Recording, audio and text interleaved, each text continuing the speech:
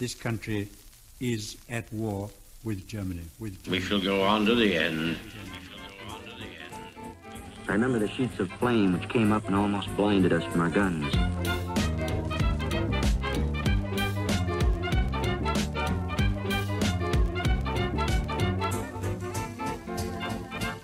Hello and welcome to the World War II podcast. I'm Angus Wallace. It was only as Harry S. Truman was sworn in as the 33rd President of the United States that he was told of the Manhattan Project. In this episode, we embark on a journey through one of the most controversial and consequential decisions in modern history, Truman's choice to drop atomic bombs on Hiroshima and Nagasaki during World War II. The story of this decision is complex, marked by intense debate and ethical dilemmas. As the war in Europe concluded with the defeat of Nazi Germany, the Pacific theatre continued to rage with brutal intensity. American forces faced fierce resistance from Japanese troops, and the prospect of a prolonged and bloody invasion of Japan loomed large.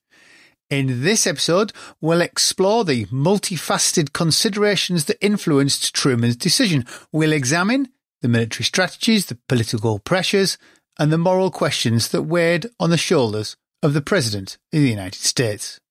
I'm joined by Edward Ulrich, who is the author of The Partnership, George Marshall, Henry Stimson, and the Extraordinary Collaboration That Won World War II. And if you want to know more about Marshall and Stimson, you need to go back to episode 164. Ted, welcome back. It is something I'd not considered the decision to drop the atomic bomb. President Roosevelt died, passing the ultimate decision to Truman, who within weeks was having to make that decision to drop the bomb. So let's go back to the Manhattan Programme, as there's questions about secrecy and how the bomb was thought it might be used. Right at the start of the project, who knows about the Manhattan Project? Is it a military project? Is there civilian oversight, or is there civilian oversight with the military running it? How do they sort of frame that Manhattan Project right at the very start? Because that's going to lead to how the decisions are going to be made. No, that's a really fair question. So let me back up a sec, just to put the real short version of it. So fission is discovered in 1938. And then Szilard and some other scientists got Einstein to sign the Einstein-Szilard letter and gave it to FDR. And that was in August of 1939. FDR formed a committee to look at it, mainly scientists. The next year, early 1940, we had our first fission reaction in the U.S. And in June of 41, FDR formed the Office of Scientific Research and Development. And he put a guy named Vannevar Bush, who I'm sure you've all heard of, your listeners. He was a top flight scientist, ex-MIT, Carnegie Institute, Bureau of Aeronautics, inventor, bit of a genius, to basically look into it. And then, when he came back and said this is real, the first move that answers your question, in October 41, he forms a 6-man policy committee, FDR does. And you picture a Hollywood movie, and if they're trying to, if the script writers would say, who would you put on that? It's what FDR did. Himself, the vice president, the head of the Army and Air Force, 2 scientists. And that's what he did. They were basically tasked with looking into all things related to this. Now, why did they choose the Army? The conclusion of this was with the Manhattan Project, which was formed in June of 42. FDR basically put the Army in charge because they know how to handle big projects. They built the Pentagon in 18 months, right? And in the U.S. for a couple hundred years, anytime there's a big project and it was peacetime, you put the Army in charge. So he put Stimson in charge of it. So that's the civilian oversight. And then Marshall right under him. And those guys chose Groves, a military guy, because he had helped build the Pentagon. He was a guy who would run through a brick wall and everyone feared him, and he got things done. He didn't know anything about science. So that right away, he had the Army in charge of it. It was going to be a weapon, so it was natural. No one had the foresight to say, maybe the military shouldn't have this. Later on, when Truman formed the interim committee, Stimson named it the interim committee for a reason, because he said, they started thinking afterwards, the Army should not be in charge of this. Once they developed the bomb, Stimson immediately said, you can't put the military in charge of this. So he called it interim committee which was formed in 45 to basically guide Truman on what to do with this technology. He called it the Interim Committee because he wanted the civilians in Congress to take it over after the war. So that's the background, and that's why the civilians were put in charge of it. The Army was put in charge of it, but with Stimson as the civilian oversight as Secretary of War. Do they know then, right at the start of the Manhattan Project, are they aware of the potential of the destructive power? Because that then obviously does lead to certain practical and ethical questions, and whether they're asked right at the start. Do we need a bomb so massive? It's an interesting question before you build the bomb, or do you build the bomb and then wonder about the ethics of it, or if not even the ethics, the practicalities of having a bomb so destructive? I mean, the scientists knew, right? So the scientists knew, but how do you picture yourself back then, 80 years ago, if someone comes to you, how do you describe the atomic bomb to someone that's only ever seen conventional weapons? It's pretty hard unless you're a scientist. But that's not to say some thought wasn't put into it. I mean, Stimson, when he first heard of the bomb, and I had the benefit of reading Stimson's diary, 4,000 pages he wrote during the war. And the very first time he heard of it in November 41, when Vannevar Bush came to his office and explained it to him, and he kind of understood it. He was a smart guy, and he just wrote, "This is a most terrible thing." And he used the word Frankenstein and monsters on a regular basis.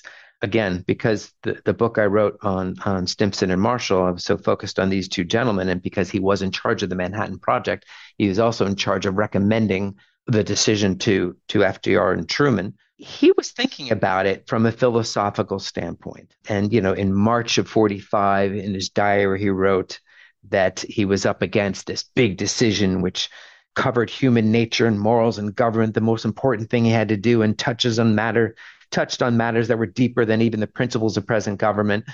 And 2 months later in May, so this is well before Trinity, the test, he said he's dropping everything to focus on this. So he realized as it got closer, and he spent more time with Groves, that this thing was big. But, you you have to keep in mind, I think something you asked 2 minutes ago was, did they need to build the bomb? The whole reason that Einstein approached FDR was he said the Germans were building it, and they're bad people, so we have to do it. So it was built to address that fact. I don't think if the Germans weren't building it, I'm not so sure, but I don't know that if FDR would have put $2 billion into building it. If scientists came up and said, "Hey, we have this idea for this great weapon," he might not have gone for it. But when he heard the Germans are doing it, that's when they put things in place. It's a fascinating point, isn't it? That it is actually developed as part of an arms race against the Germans. And we have the whole, thing with the heavy water, with the Germans with the heavy water, and actually doesn't actually get used on Germany, which is what I guess we do forget. It's part of an arms race. Absolutely. But a further answer to your question was that, was something Stimson kept on saying, and he was a wise man, and he was the original wise man, as the term has been put in place by Evan Thomas and Walter Isaacson in their book, The Wise Men, people post-war who were, went back and forth between law or banking and government service. But he wrote to Truman in April, again, a few months before Trinity was tested, that the world was in danger of being destroyed given that its moral advancement lagged behind its technical development. And Truman would use that in talks as well. So he's saying the moral advancement of humans isn't going along at the same speed as the technical. The technical's ahead, so there's a threat that the world be destroyed. If the moral were ahead or equal, then there'd be less threat. And so again, returning back to your answer, people, at least Stimson was aware. But as you know, it's pretty secret, so not many people were thinking about it. It's an interesting way of viewing it. So the two men driving the bomb programs, Stimson and Marshall, now they also had a war to run. So I do wonder how high up their agenda was the atomic bomb for much of the war. I mean, it is a massive program, though it is eclipsed by the B-29 bomber, isn't it? Which is twice as expensive to produce. So I had to look up that the other day out of disbelief. But how high up the agenda was the atomic bomb? I've given 40 plus talks over the last 2 years on my book on Marshall and Stimson, and in reading the diary, I was just blown away by how much was on their plate at any one day. I was reading diary early in the war, and Stimson had written, about 15 to 20 things that were just hugely important on his plate. And then at the end of this particular day, he said, "Oh, another thing, I decided today to build the Pentagon. I think it's going to be a good thing." One sentence devoted to the building of the largest office building ever built to this day. So they built up an army from 170,000 to millions. They had 300 planes when the war started, and they ended up building 300,000. This is all things they were responsible for. They had 40 tanks. They ended up building 5,000. They had to deal with, giving all these resources between the Soviets and the Chinese and the British. They were in charge of strategy as well, Stimson and Marshall. They had to plan for the post-war. There was so much on their plate. And at the same time, they were in charge of 130,000 people were working on the Manhattan Project. So I still say it was the greatest feat of management in the history of the world. They had Groves. Groves would brief them periodically. And in terms of answering your question, Stimson didn't bring it up a whole lot in the diary, not because of security reasons. He should have not ever brought it up because of that. He shouldn't have even kept a diary.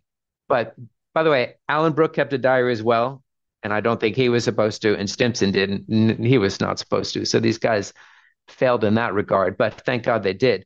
So he did bring it up periodically, but not a lot. So it wasn't on his mind until all of a sudden the scientists approached him in early 45 and said, "You know what, we're getting really close to this." And that's when he started saying he's going to drop everything because he realized the importance of it. There were people like Admiral Leahy who basically went around telling Franklin Roosevelt and then later Truman, this thing will never be built. He goes, "I'm a munitions expert. This thing will never be built." Stimson knew that the scientists were correct. They didn't think much about it, but they got reports. And, Harry Truman, prior to being president, was head of the, quote, Truman Committee, which was a watchdog that he started himself, drove all around the country, saved billions of dollars for the American people. But at one point, I can't remember the year, maybe 43, he went up to Stimson and said, "Look, my guys found out that there's like $600 million going into like Project X. What is this?" And Stimson just told him, "Can't tell you. You just have to trust me working on something that's very important." And Truman said, "Say no more." So Stimson had to deal with Congress. And at one point, this secrecy, there are so few people that knew. Harry Truman didn't know when he became president. Stimson and Marshall realized that so much additional money was going into it. They went to the Speaker of the House and like 3 or 4 key congressmen and then senators and basically told them, because they had to keep Congress quiet. Must have told Truman. Interesting. He wasn't chosen as being one of the. Not Truman. Truman was just a regular senator. He wasn't one of the lead. One isn't Speaker of the House or the Senate leader, majority leader, and minority leaders. So why did FDR choose Truman as his running mate? Truman who was eventually going to have to make the decision. I mean, did they have a history going back together? Are they old school chums or something? It's an entire podcast, Angus. Burns was the logical choice, but he was a racist. So FDR didn't think that would help the ticket. FDR was a political animal. And even though he was sure to win in a landslide, he never took anything for granted. He had to get rid of his current vice president because he was way too much on the left and kind of a space cadet, even though he's a brilliant guy, Henry Wallace. Another choice of his was a guy in the Supreme Court, William O. Douglas, really bright guy. But people were pushing for Truman. And the reason he chose Truman, he did not know Truman, met him once, was that, and in our history, the American history, this has often been the case. You choose someone who has no enemies. You don't want to lose any votes because of someone. And Truman had no enemies. He was hardly known except for the Truman Committee. That's why he chose him, because he wasn't going to cost him a single vote. You kind of think that the vice president's a pick because of connections, you could get on with them, all kinds of other things. They share a similar sort of background, but it's amazing that it's just somebody that was neutral. Yeah, neutral. I mean, he was known to be honest, and that helped. And he was from Missouri, and that might have helped, a Midwesterner. I mean, you like to have a plain-speaking Midwesterner to offset the fact that Roosevelt was just the elite of the elites. A plain American from the Midwest was a good balance to the ticket as well. From here on in, I really hadn't appreciated how compressed this timeline becomes. I sort of knew, but until you really start thinking about it, you realise how compressed the timeline is. So Truman's VP for 82 days before FDR dies. I find it amazing that even as vice president, he wasn't made aware of the Manhattan Project. He only becomes aware when he's sworn in. Well, he certainly knew that based on the conversation with Stimson, that there was something going on, but he didn't know what was going on. So April 12th, 1945, Roosevelt dies. Truman's called to the White House, Stimson and Marshall and the cabinet members. He is sworn in the late afternoon. He gives a little talk basically saying, he wants to continue the policies of FDR. Stimson, as the most senior member of the cabinet, says a few words. And then after the meeting, he kind of taps Truman on the shoulders and said, I need to briefly speak to you about something, Mr. President. And how do you describe the bomb, quickly to someone? So he just basically says, we're working on a bomb that's so big that it can destroy a city. It's going to be a game changer. You have a lot on your plate right now. I'll brief you in a week or two about this. That's the first he heard of it. And as you know, he hadn't been, as you may know, FDR and him met twice between when he named him vice president to when they were inaugurated. He met him a few times, usually in large gatherings, but never got briefed on anything. So he came into the war completely unprepared. Shame on FDR, by the way. You look at the British, for example. I mean, Attlee and Bevan were completely up to date. And after Potsdam Conference, when Churchill's voted out, those guys come and it was very seamless. Not so seamless for Truman because he had to learn all these things right from day one, including the fact that the bomb was. And in terms of the timeline, I mean, Truman, 10 minutes after being sworn in, learns about the bomb. And then 18 days later, Hitler's dead. And 28 days later, Germany surrenders. So he is now having to deal with post-war Europe 28 days from when he became president. Wasn't really paying too much attention to Japan or the bomb at that point. I often think when you read history books, people get very focused on the topic in hand and forget to point out the wider events happening around them. For this is just something else on his to-do list is the bomb. I also wondered, actually, the funny thing is, Truman's an artilleryman during the First World War, and I did wonder when they said, Mr. Truman, this is a massive bomb, it can destroy cities. And if he reflected back on his First World War experience, he thought, well, I know what a destruction looks like. We'd never know. Does he comprehend the destructive power of the bomb beforehand? Is he just thinking back to his First World War days and seeing the destruction in France? So that's a really great question that's never been asked during my talks about this. And it reminds me of a meeting, and I'm jumping ahead of the fact. After the second bomb was dropped, you'll recall that the Japanese had not surrendered after the first. After the second bomb is dropped, the Japanese come back and say, okay, we surrender, but under one condition. So, we had said unconditional surrender, but the Japanese threw in a condition. We want to keep the emperor. And Truman's sitting around a room with like 6 or 7 people, including Burns, including Stimson, Marshall, all these guys. And they go around the room basically saying, what should we do? And one by one, all of them basically said, let them have the emperor. One guy didn't, Jimmy Burns. And it's really interesting to me, he's the only one that didn't have military experience. All the others were soldiers or people who had served in the First World War. And I just thought that was telling. So the fact that Stimson was an artillery guy shows that, of course he knew the destruction of something small. So when someone says it's 20,000 tons of TNT equivalent, he might know what a few pounds can be. So he absolutely had a greater inclination of understanding what it would be. But it's a really good question. Military people definitely knew more. So he's sworn in April. So it's coming into focus by May. Stimson's approaching Truman for the interim committee. Did that happen, or did Truman knock that back? I've forgotten in my notes. Yeah, no, Stimson said you should really put a committee together. And this is the interesting thing. The committee was put together not to decide on whether to drop the bomb on Japan. Stimson said, this technology in general, nuclear energy, nuclear technology, you need to have people study it and give you recommendations on what to do with it. And Truman said, okay, you're in charge of the committee. And it was put together. However, they ended up discussing, again, not whether to use the bomb, but how to use the bomb.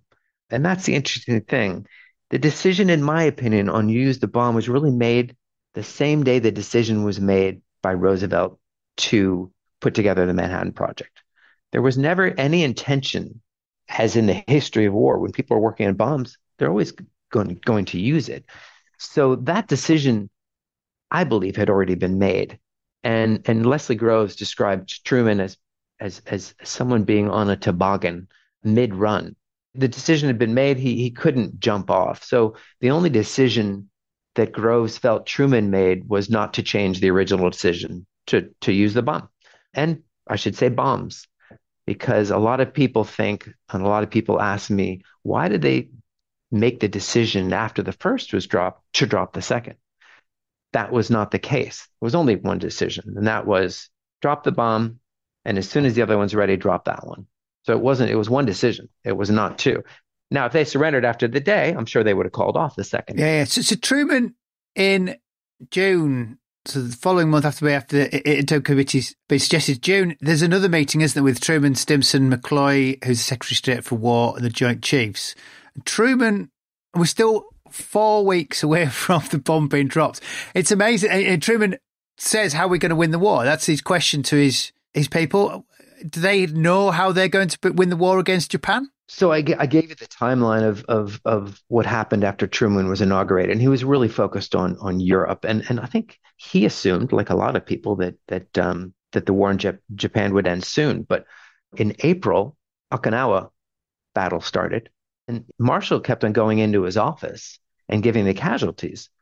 We had 50,000 casualties at Okinawa, including 12,500 dead. So Truman's looking at this like, this war's not over. So he calls this meeting June 18th, and it's Truman and Marshall and Forrestal and Stimson and King and Hap Arnold's second in command, Ira Eaker, Leahy and McCloy. And he basically says, how do we end this? And the Navy, they just wanted to blockade them and starve them out. That was going to take too long, Marshall felt, and it was kind of cruel. The Air Force just wanted to bomb them, continue bombing them, assuming that they'd give up, because the American mentality is you'd give up at some point, right? And Marshall insisted, much like he insisted in Germany, that boots had to be on the ground. In the history of the world, there's never been the kind of destruction and bombing that we did in Germany. And guess what? They didn't give up. And you recall that Churchill really thought that we did not need to invade France, that if we continued bombing them, the Germans would give up. And he didn't take into account that Hitler was a nut and had no intention and would have rather seen his people destroyed. So he has this meeting together, and they come up and they conclude that in November of 45, they'll do a little blockading, and they'll do some bombing, and then they're going to have a force of like 1 million men invade Japan. And Truman asks about casualties, and they kind of wanted to lowball it, Marshall and King. So they said they only gave casualties for the first 30 days, and ended up like 50,000. But there were estimates, including from ex-President Herbert Hoover, that up to 1 million could die. And if 1 million Americans die, that meant at least twice as many Japanese. So Truman signed off on this invasion in November of Japan. What's interesting is the timeline after that. Is it that meeting, though, that McCloy actually brings up the atomic bomb? Yeah, so that's interesting. At the end of the meeting, no one had discussed the atomic bomb, and McCloy thought it was really odd. Now, it hadn't been tested yet. It was still a month away from being tested, and maybe that's the reason. The other reason is it was so secret that people generally didn't ever talk about the bomb, even the ones that knew. So McCloy brought it up at the end and said, hey, how about we just tell them we got this thing coming, and if they don't surrender, we're going to drop it on them. And Truman said he preferred to keep it a secret, and everyone was kind of shocked when McCloy brought it up, because it had never been discussed, except in groups of like two. And Truman dismissed it, and he wanted to keep the bomb secret from everyone, but particularly given that it hadn't even been tested yet. What's interesting is the timeline after that. So that meeting was held. They agreed to plan for the invasion of Japan. Less than a month later, the test was done in New Mexico, successful. 8 days after that, the quote decision was made, and I put it in quotes because I'm convinced the decision had been made a couple of years earlier. 13 days after that, Hiroshima. 3 days after that, Nagasaki. 6 days after that, surrender. So this thing happened so quickly from when the bomb was tested. It was basically a week later, the order was given to drop it. Do we know what happened in those 8 days? Do we know how much discussion there was about dropping it? Or was it just, they were waiting for a meeting with Truman and that was that? Again, I don't think there was any ever discussion on whether to drop it. There was a committee within the committee that Groves, it was called a target committee that came up with recommendations on where to drop it. And that was taken up by the interim committee, which was again formed to give Truman recommendations on the technology in general, but it was also to advise on how to use it. And there were all kinds of ideas thrown about, drop it in the water, tell them it's coming and have them watch so they can see the destructive nature of it. A lot of them were rejected for legitimate reasons. They thought that they would do something to stop it. They might put American POWs there. It could be a dud, but they ended up concluding and recommending to Truman that they drop it on a city where there's a lot of military industrialization, but they wanted to drop it on those industrial plants, but those that are surrounded by workers' homes. So that is a big decision that was made, and it was backed up by even the scientists like Oppenheimer, because they realized, or they thought, they believed that the only way the Japanese would surrender was pure shock and awe. They had to be shocked into surrendering. Truman and others hated themselves that they would really try to focus on military targets and they would avoid as best they could civilian deaths, but they had to know, given what the scientists were telling them, that plenty of civilians were going to die. So during those 8 days, they sat down with Truman and said, "Here's our recommendations," and Truman approved it.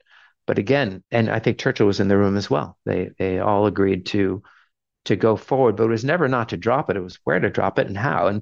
And there were some decisions made. For example, Kyoto was one of the targets, the ancient capital of Japan, and Stimson took it off. And the myth is because he had his honeymoon there. That's not why he took it off. He had traveled there with his wife, not on his honeymoon. He took it off because he said, again, he was a smart guy. He said, look, we're going to need to work with Japan after the war. We're going to need to build them up. They're going to be a democratic capitalist country that will keep communism out of the Far East. If we destroy their ancient capital, that's not going to happen. So he took it off their list. And Groves kept on trying to put it back on, and Stimson kept on taking it off. I'm not sure how much Kyoto was targeted anyway. I think it was originally on the Groves kept on putting it on the list, but Stimson finally took it off, and it permanently became off the list. So presumably that's why they didn't target Tokyo either. It's almost too important to bomb. It certainly wasn't on the original list. If they continued to put up a fight, look, we firebombed Tokyo, so it wasn't that important to us. I mean, we in March of 1945, we destroyed most of the city and killed 100,000 people in a single night. So I don't think that was an issue. Maybe there was no shock and awe left since the whole thing was already destroyed. Ted, we're going to pause there, folks. We'll be back in a moment. Welcome back. I'm joined by Edward Aldrich, and we're discussing Truman and the atomic bomb. So when did the American public first become aware of the bombs? Are they aware of the testing at all? It's a massive program, and they are dropping test bombs, or they drop a test bomb. I mean, I think there were a few people in New Mexico that were aware. Some farmers wondering what the hell was going on. Truman prepared something after Hiroshima that basically explained it to the American people, and they heard it for the first time after the bomb was dropped. Do you know what the public reaction was? How did the press report it? People were elated. I mean, look, the war, and this gets into perhaps why the bomb was dropped. The main reason was to end the war. Americans had lost 420,000 dead. It doesn't seem like a lot when you compare it to the Russians, but it's a lot of people. Another, however, 700,000 wounded. Okinawa was still going on. We were still losing people. And you have to keep in mind that the Depression started in the 20s. So for 15 years, there had been no normal times in America. Another reason why they were dying to end the war. We were tired of killing Japanese. I mean, it doesn't sound like it, but it did bother people like Stimson and Marshall that we were killing so many Japanese civilians. Stimson's the only one that really challenged some of these bombings, like after the Tokyo bombing in March. He's like, why are we doing this? This isn't us. And there were more casualties to come. If we use this bomb, we could avoid invading Japan, which might kill them, again, at least another 400,000. And some people were saying as high as 1 million. They also knew that Japanese weren't going to surrender. That whole Bushido Code, and they were talking about national suicide and the fundamental plan, which was, to go down to the last man, woman, and child. They still had 3.5 million soldiers, the Japanese, within the home islands, 29 million armed civilians. We didn't have endless manpower. There are so many people tied up in industry. We had a population of 130 million, and everyone thinks, why can't we, isn't there endless amounts? But so many were serving in the factories besides the military, making all the weapons for not just ourselves, but the Russians, the British, and the Chinese. There were other reasons, and they had to justify the cost. That was a small factor. It was $2 billion. Stimson joked that he thought he'd be sent to Leavenworth if he didn't use it. Revenge was a factor. The American people were in no mood to give them terms of surrender. But the big one that people talk about was that, and the books have been written about it, the only reason they used it was to scare the Russians and to use as a diplomatic tool. And I think that is wrong. I think it was a factor, or rather an ancillary benefit, but it wasn't the reason we dropped the bomb. Did it help, with our negotiations with the Russians? Absolutely. But we used it to end the war. I mean, that's it. And again, historians have basically questioned why we didn't alter the terms of surrender. And again, the history of that is FDR, when he was meeting with Churchill in Casablanca in 1943, at some press conference said, that the only terms of surrender are unconditional. And it was really, he was channeling Ulysses Grant, who made that famous declaration to someone who asked for the terms of surrender at Vicksburg in the American Civil War. And the military, as soon as he said it, were horrified, because when you do that, you just stiffen the resistance. It makes it a lot more difficult to beat someone if there are no terms of surrender. Stimson spent quite a bit of time and energy trying to soften those terms with Truman. But Truman, with Jimmy Burns in his ear, a real politician, and they weren't wrong, said that if they tried to soften the terms of surrender to the Japanese, the Republicans would pounce on it. And the midterm elections would be lost, and potentially the presidential election of 1948, because they could just say that the Democrats were weak. And the Americans were in no mood to soften the terms of surrender. And particularly, their martyred dead president, Roosevelt, had given them. So it would have been political disaster. But Stimson still pushed for it. And finally, we were reading the Japanese intercepts, and softening the terms of surrender wouldn't have done anything. They wanted terms that the Americans could not have accepted. At the end of the day, I looked really hard into this because my initial impression was they should have just allowed them to have the emperor. But that they're on record in intercepts saying having the emperor wasn't enough. After the 2 bombs, it was, but prior to that, it wasn't enough. Yeah, I'm not sure how that decision comes about to allow the emperor basically to remain in position, though he's subservient in theory to MacArthur, isn't he? That was the twist at the end when they were talking in that room, and everyone but Burns agreed to give him the emperor. To get Burns on board, they said he'll be under the control of whoever is in charge of Japan, who ended up being MacArthur. But back to a question you asked before about how the American people felt. I didn't get to do very many interviews for my book for reasons you can imagine. 80 years have elapsed, not a lot of people to interview. But one I did was a guy named Robert Morgenthau, who's very well known in America, as he was the district attorney in Manhattan for years, putting away mafia members. And he was the son of the Treasury Secretary, Henry Morgenthau, a close associate of Roosevelt. And he was 97 when I interviewed him, and he was in the Pacific Theater.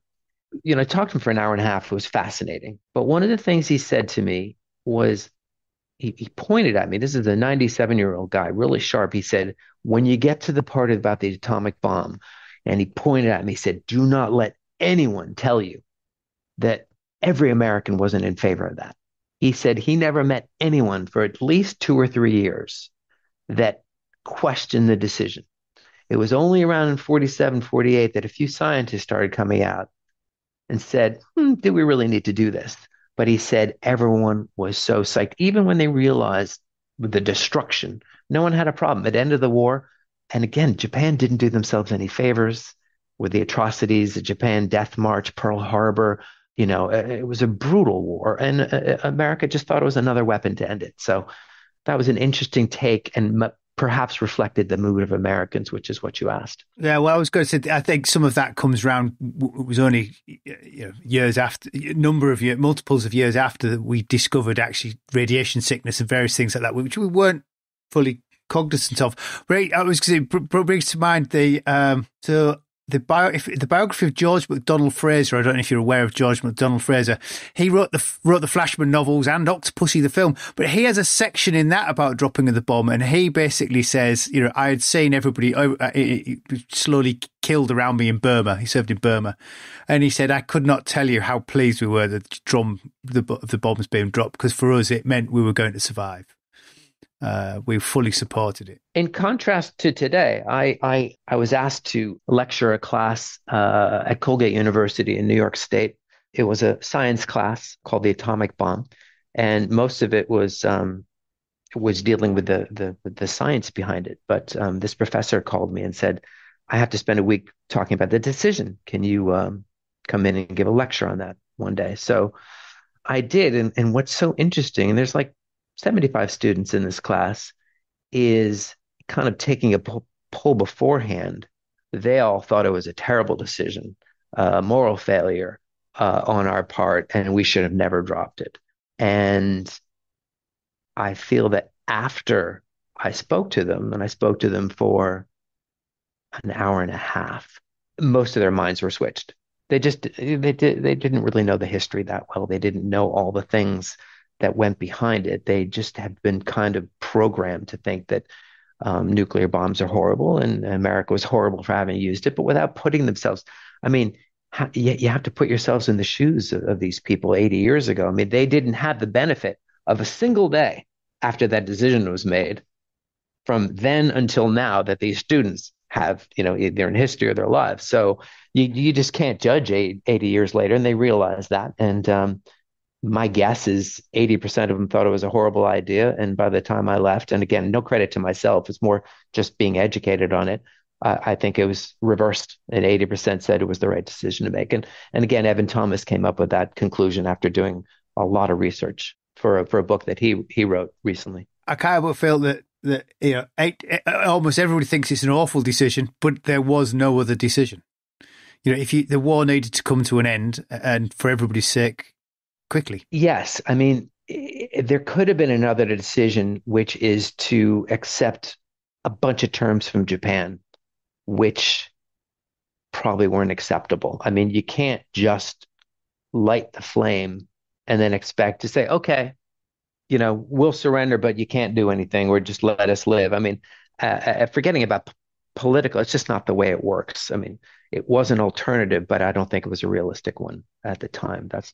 No, and as you pointed out, the Navy wanted to starve them to death, which would have been horrendous, and the Air Force wanted to bomb them, which in actual fact had proved hugely devastating. I think none of the students realized, and a lot of people, unless they're students of history, don't realize that, they talk about, let's say 70,000 died from the first bomb, and they were horrified that nothing like that's ever happened.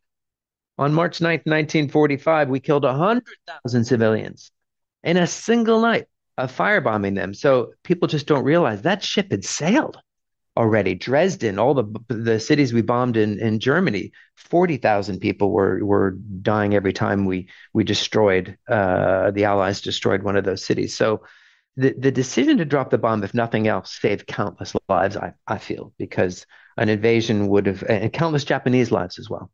I wonder if that actually brings us back to your starting point about technology overtaking ethics. And a few years later, actually, the ethics had caught up with the technology.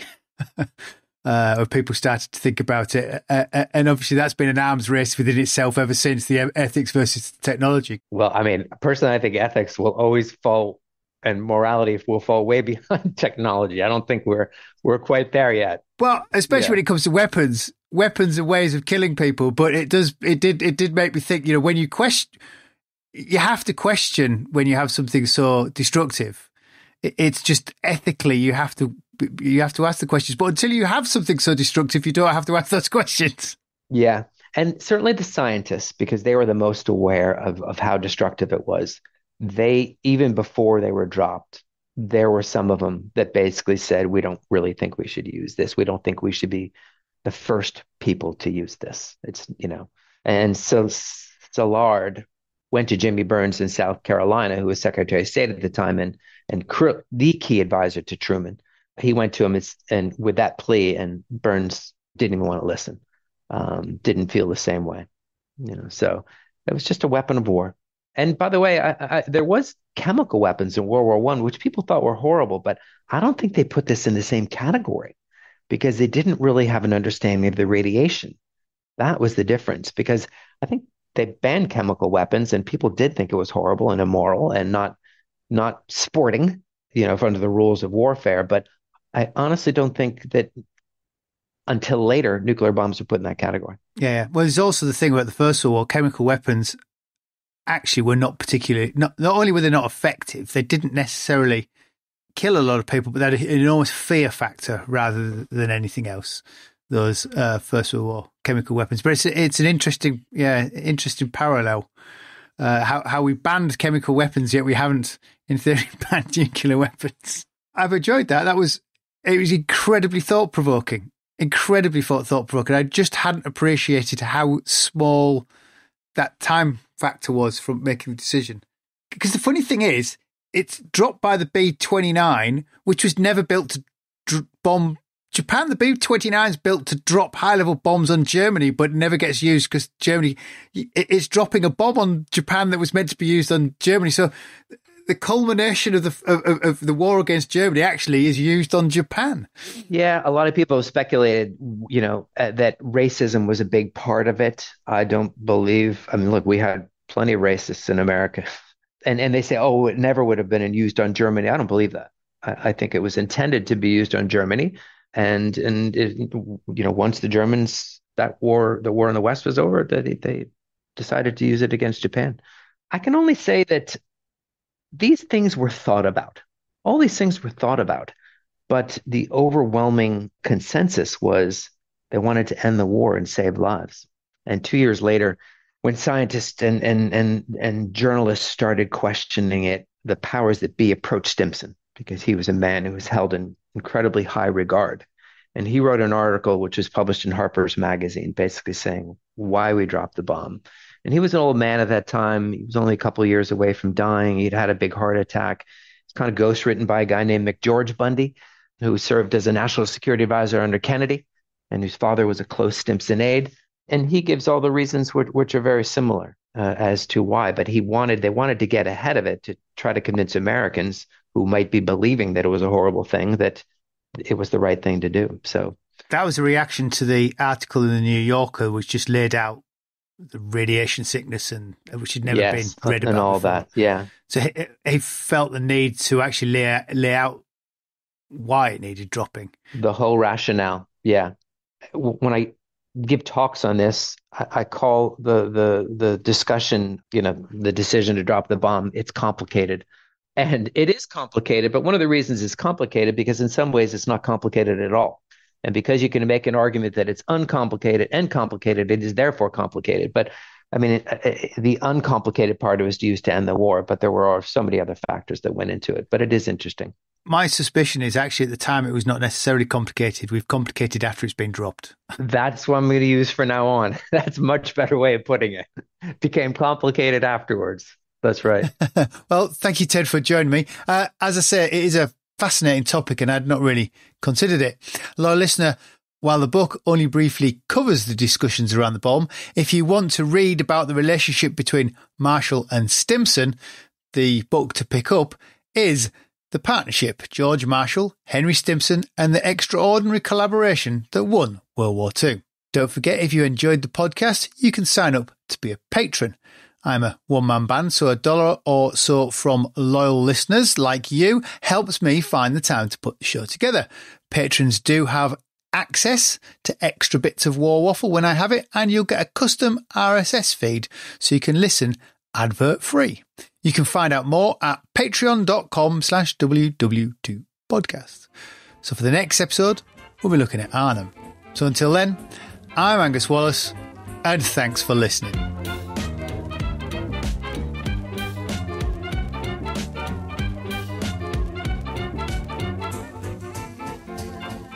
Jerry 88mm gun hit our town, blew us the hell out of it.